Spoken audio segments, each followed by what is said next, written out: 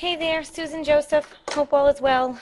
This is going to be, this is a good video today. I really enjoy this part of real estate, although it's kind of a bittersweet kind of a listing when you have an empty nester and how to sell the place that you call home.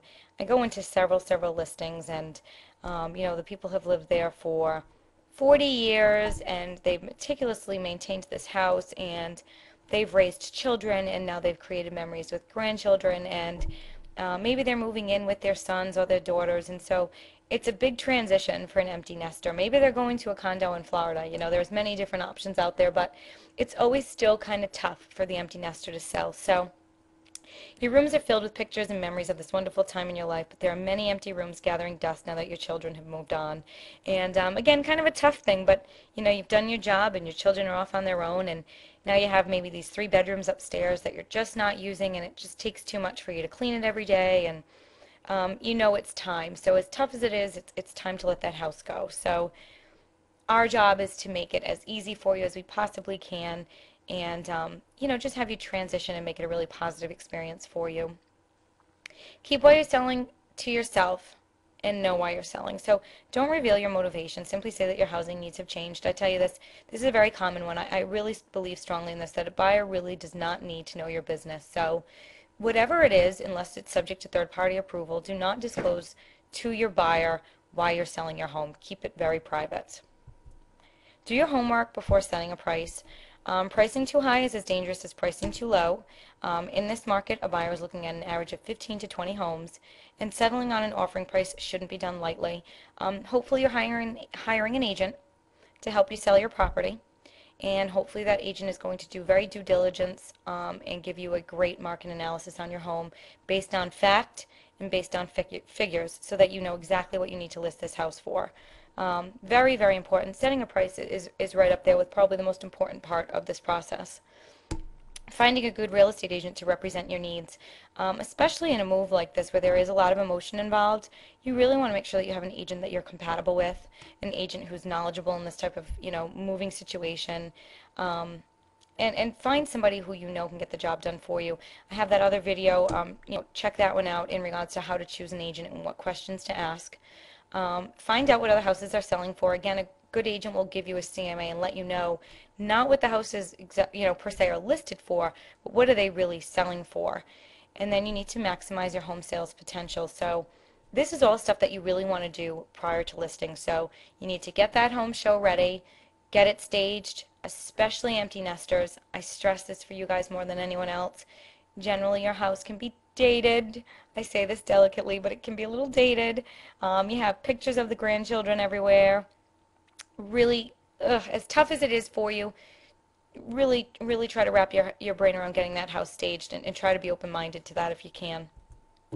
Make it easy for your buyers. Put a lockbox on that house. I know it's tough. Sometimes you hate to even leave the house alone just to go out. You leave the radio on or what have you, but a lockbox is definitely the way to go. There are so many empty houses out there that buyers can get into on the drop of a dime with a lockbox that you really need to make it accessible for them. So put that house on a lockbox. Let the buyer's agent show it when they can. Leave the listing agent out of the showings. I cannot stress that enough to you. Have multiple photos. Make sure, I count houses out in a minute. If I'm going through, I go through hundreds of houses for my buyers. I work in 3 states. And sometimes I have buyers looking in 7 to 8 towns, different areas of Massachusetts, Rhode Island, what have you. So I'm going through a ton of listings. And if I get to a listing and there's no interior photos, you can knock my socks off with that description. But if there's no photos, I'm wondering why. So make sure you have multiple photos and make sure that they look good. I'm a fanatic about this. Before you list your house, definitely look at the agent's other listings and check out their photos. The toilet seat up makes me insane. The bed's not being made. There being stuff on the counters. Your agent should take the time to fix these things before they photograph. I do it. Make sure you have an agent who does it. And make your house available to be shown. We've discussed this, in other videos as well. If you have a sick child, or you're not feeling good yourself, then that's certainly one thing. But if that's not the case, show that house. Try to find out as much as you can. Have your agent do some digging about that buyer. Find out what their motivation is. Are they, are they in a lease? Do they have another house to sell? Do they need to move quickly? What are they pre-approved for?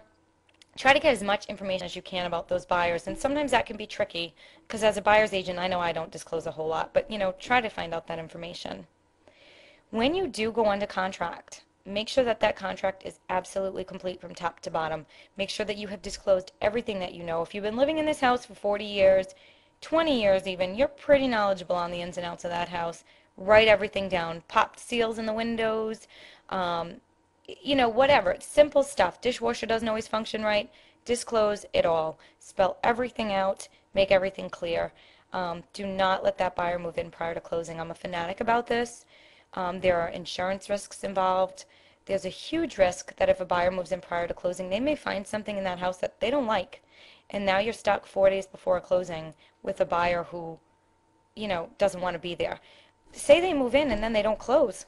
Now you're like, well, we were only supposed to, we're supposed to close next weekend anyway. What's the big deal? What if their financing falls through? What if they lose their job? Now you have to worry about getting this buyer out of your house so that you can sell it to a qualified buyer. I strongly advise against letting a buyer move in prior to closing. I also tell people don't move out before you sell.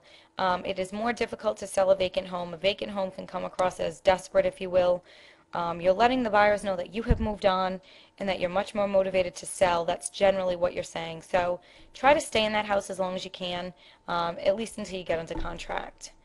Get the most equity out of what you've built up in your current home. So again, pick a phenomenal agent. Get a realtor who's knowledgeable, who you're comfortable with, who will educate you in the process. Teamwork is extremely important.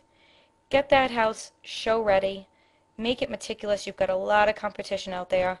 Price it right. Remember, you're up against those foreclosures and short sales, so make sure that you're priced right.